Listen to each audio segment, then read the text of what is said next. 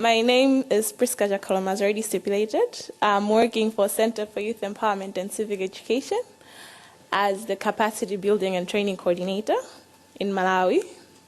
Malawi is in Africa. It's a landlocked country, and our population is 17 million, and 64% of which is young people aged 10 to 24.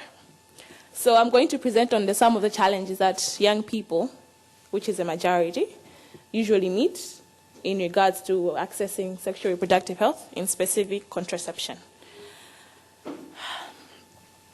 So to ensure that there is no parenthood before adulthood, women and girls must have access to a range of effective, modern, and contraception so that they're able to have a number of children that they want, when they want to have them, and with who they want to have them. But however, the case is different in Malawi.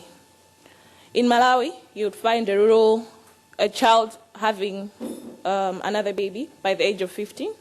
So that's quite young for a girl to have a baby. So by 15, she's having a baby, and by the age of 20, she's already married and has more than one child.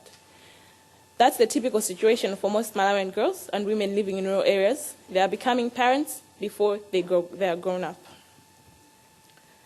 So Malawi's culture environment is mostly religious. We believe in the Bible, and it's patriarchal. Parents and guardians rarely talk about sexual reproductive health with their young children. So you'd find a mother and a daughter, they are together, they would never discuss issues to do with their sexuality. The only information that young people have is through their friends, through the radio, or through the school situation, which is not even comprehensive enough because teachers don't have the confidence to speak about sexuality with their children. So young people usually do not have access to comprehensive sexuality education. So they make decisions based on what they hear from their friends. So the role is usually abdicated to initiation counselors. In Malawi, we usually have initiation ceremonies where young people are sent over to initiation counselors to counsel them on their reproductive health and rights. But this information is not even comprehensive enough. As a result, young people continue to have children even when they do not want to. Pregnancy and childbirth can be life-threatening for both women and children, especially in the absence of adequate prenatal and delivery care. So in Malawi, the situation is very difficult. The hospital situation, we usually don't have enough drugs in the hospitals. So if you go into the hospital and you're young, they usually don't receive you with enough care that's needed. There is lack of support systems for young people that promote information and health-seeking behaviors among them. This tends to disempower youth to take control of their SRHR. So young people usually, their SRHR is in the hands of the parents, it's in the hands of the teachers, so they don't have full attainment to their SRHR, and this limits their utilization of comprehensive SRHR information and services. There is also a challenge in the country of having a society that does not embrace and protect the SRHR needs for young people. Additionally, the country has laws and policy that hinders young people from fully enjoying their sexual rights. For instance, abortion is illegal in Malawi. And as a result of these restrictive laws, young people are vulnerable to unsafe abortions. In Malawi, most of the young people in the communities, when they get pregnant, they would resort to having an unsafe abortion because there's no way they can access safe abortion. So they would rather use the dangerous means to get rid of the pregnancy instead of deterring their parents. Because of that, there's not that relationship between the parents and the young people themselves. So this also puts a challenge with the young people themselves in ensuring that they're healthy. And this, fueled by stigma and discrimination around pregnancy and abortion, it's also a challenge among the young people. For the same reasons, sexually active young women are unable to access contraceptives and other reproductive health services. In Malawi, however, insufficient access to contraceptive services and inconsistent quality of service provision contribute to substantial numbers of untimely and mistimed and unwanted pregnancy.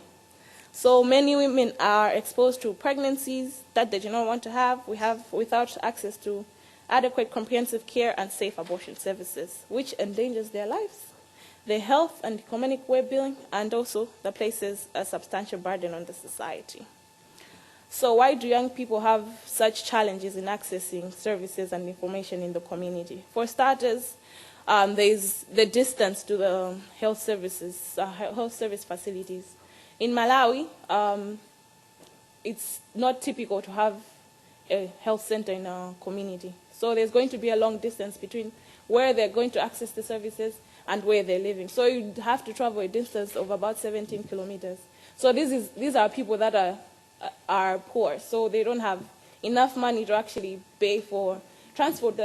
So they usually have to walk the long distance of 17 kilometers or more to access the health services. So they would rather not access the health service. So apart from the distance, they also have to work long hours for them to be assisted. So they think about the time they have to go back home. So they would rather just start the service and not access the service in the long run. Secondly, the attitude of health service providers. Health service providers, especially when it comes to young people, they usually give them a negative attitude. There is that mentality in Malawi that young people are not allowed to access services. So when a young person comes to access a service, they're usually received with a negative attitude, and sometimes they're actually chased so that they are not allowed to receive the service that they want. And this also instills low confidence among especially girls in the communities. So they don't have the confidence enough to go and access the services themselves. In advocate outreach for young people, so because of the distance, we opt for having outreach campaigns in the community. So we'll have a district health service provider go into the outreach areas and provide the services. But this is lacking because of lack of the resources to conduct this outreach. And also the strong traditional and religious background. So there's negative attitude towards young people accessing services culturally and religiously. So if in a community you tell your parents that I'm going to access contraceptives, I'm going to access another SRHR service, you're going to be castigated, you're going to be called all sorts of names, you're going to be the black sheep of the community. So young people would rather shun the service than be in the community being called names and stuff. And also there's lack of information in the communities.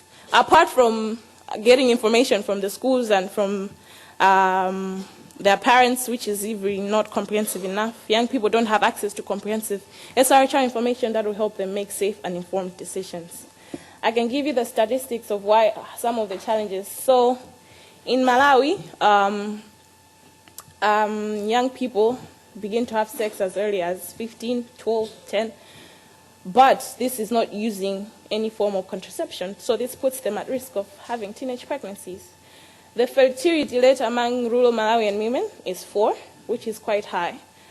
And although this is a decline from the 5.7 in 2010, there is still need for some more improvement to ensure that the fertility rate decreases.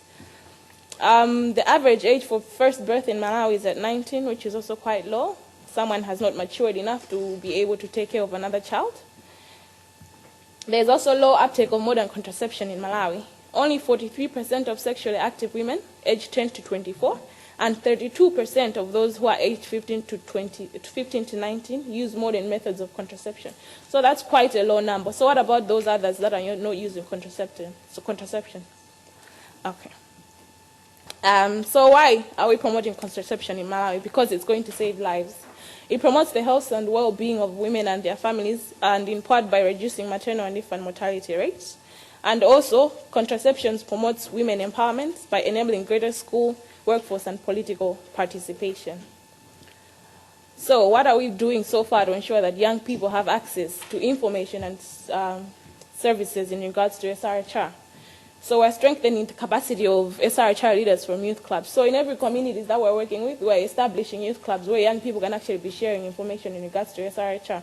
So in these youth clubs, they share information. We also train them to be community-based distribution agents. So these community-based distribution agents usually share different kind of services, such as pills, emergency contraception. So they usually get these services from the hospital, and then they go to the communities which are hard to reach, but then provide such services, condoms and things like that. So we have also been conducting advocacy and awareness campaigns with young people, guardians, teachers, community leaders to develop positive attitudes towards young people's SRHR. So we're trying to ensure that there's an enabling community environment so that young people can be able to access services without being stigmatized or being called names.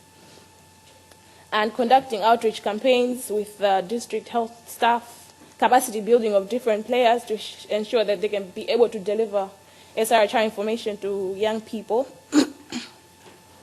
We have also been working close collaboration with government and key stakeholders to ensure that there is increased contraceptive security and advocating for policy change to reduce barriers to access and use of contraception for youth and couples.